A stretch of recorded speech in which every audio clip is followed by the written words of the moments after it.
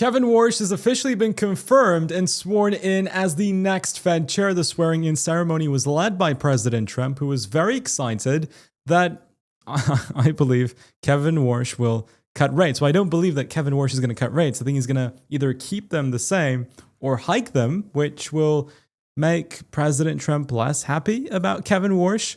Then again, he's super happy about the stock market hitting new all-time highs. I think that's leading into a disaster. Given the bearish divergence taking place between Bitcoin and the S&P, similar to 2018, and what happened in 2018, both the price of the index and the assets went lower. So I will cover Kevin Warsh, I'll cover the S&P and Bitcoin. I'll cover Bitcoin independently on the daily time frame. It's forming a bump and run reversal pattern. We're currently on the supports. If we lose it, I see 72, and then I see ultimately $60,000. Today is Bitcoin Pizza Day. The legendary Laszlo paid 10,000 Bitcoin for two Papa John's pizzas 16 years ago. Today, that 10,000 Bitcoin is worth over $700 million. At the time of purchase, Laszlo had to scout for people that would take his 10,000 Bitcoin. Finally, somebody took it for just about $41 of value, and he initiated the first ever commercial transaction that took place on the 22nd of May, 2010. Today's video is going to be fantastic. If you do end up enjoying the video or learning something from it, please destroy the like button, as it will mean the absolute world, and subscribe for videos as such. If you're looking for a place to be trading Bitcoin and cryptocurrencies, check out the links in the description down below to our partners, because they're offering incredible campaigns to the crypto kids who sign up with the links in the description. You can claim the best campaign available. And I think the other partners may not like me saying this, but BTCC is currently offering the most attractive and lucrative campaign. Check it out. Second link in the description down below. Let's begin with the daily time frame for Bitcoin, where we have the bump and run reversal pattern. This is how the pattern looks like on Textbook. If you break below its support line, you just continue or you reverse the trend from bullish into bearish. That trend line is sitting at 76,700. If it's confirmed with a daily candle, I see 73, 72, and then ultimately I would expect 60K.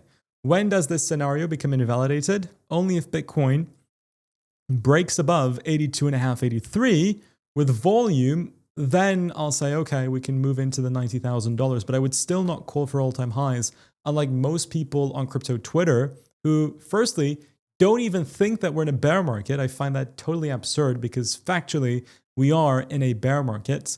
So many people are saying that this is a mid-cycle, mid-bull market cycle correction. Like, dude, what are you saying, okay? This is a bear market. All of the people that expected 2026 to be bullish as opposed to being bearish are the ones saying that this is a mid-bull market cycle correction because it's the convenient thing to say. I don't believe that at all. Benjamin Cohen was right with calling the Q4 top. So were we.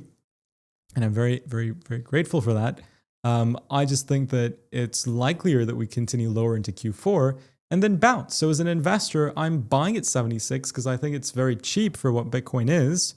But as a levered trader too, I want to wait for my confirmations. And I think there is no harm in waiting and in patience. And then as soon as the right time comes, I'll pull the trigger on the trades and increase my margin. Simple as. And I don't see any harm. The mistake that people make in bear markets, even if you did time the top and exited Bitcoin at the right time, most people don't enter back. That's the thing.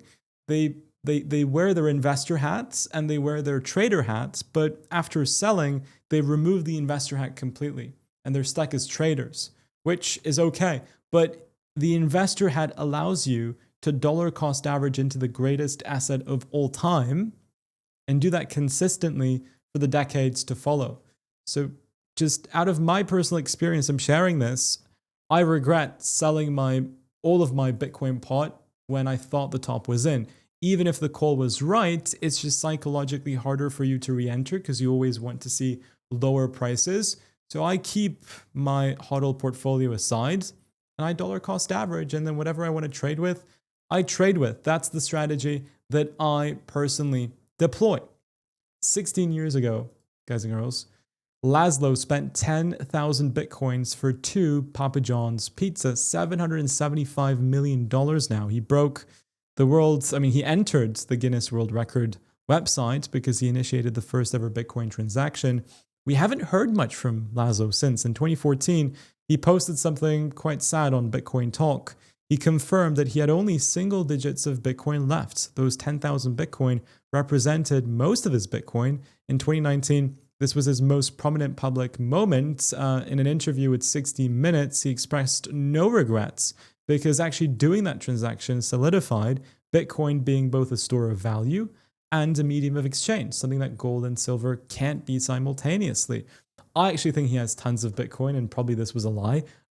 So I think he is a billionaire, but he's keeping it undercover. And props to him for being able to do that. It's the dream. It's the absolute dream. The crypto market overall is heading up. Believe it or not, Hyperliquid in the crypto bear market was able to punch a new all-time high because its ETF is doing great. And with the Clarity Act going through, fingers crossed, this summer, it will enable more and more altcoins to do the same. Which altcoins? I think layer ones that enable tokenization. I think all of real estate, all of debt securities, all of equities will end up getting tokenized. What allows for tokenization to happen? Well, layer ones. And I'm betting, aside from Bitcoin, on Ethereum, on Solana, on BNB, and then niche things like Chainlink and Ondo Finance that help the world of tokenization. BlackRock sold $100 million of Bitcoin. Don't be tarnished by the headline. Look into the macro ETF accumulation graph, and you will see that even though Bitcoin is down 40% in spot price from all-time highs, the ETF inflows are down only about 8%.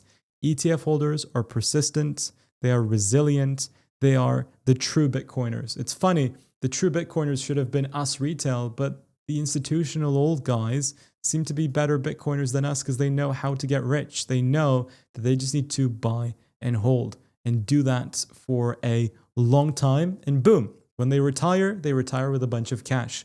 That is the way to do it. There are no shortcuts. So Kevin Warsh is now Fed chair. I don't think that Kevin Warsh is going to cut rates, proven by the US 2-year yield. No matter who says anything, the Fed looks at the 2-year yield. That's what the market wants, and the Fed does it. The power of a Fed chair is there. They command a lot of respect, and the other FOMC members listen to the Fed chair. But in the end, the FOMC members make their own decision. The Fed chair doesn't determine the interest rates. They all vote, and whatever interest rate has the most vote, that's the level you go to. So the 2-year yield is currently projecting a 25 basis point hike. I can't wait to see the look on President Trump's face when Kevin Warsh increases the rate, because he said a lot of nice things about him in the swearing-in ceremony. I think some nasty truth social posts may follow if there is a rate hike, and I think there will be a rate hike. To end off, President Trump has sold $200 million in Bitcoin from his media company, and Michael Saylor posted yet again another embarrassing AI weird video about strategy. I really like Saylor, but these videos just make us look like an unserious industry.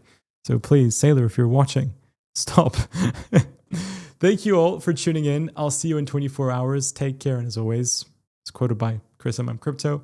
Bye-bye.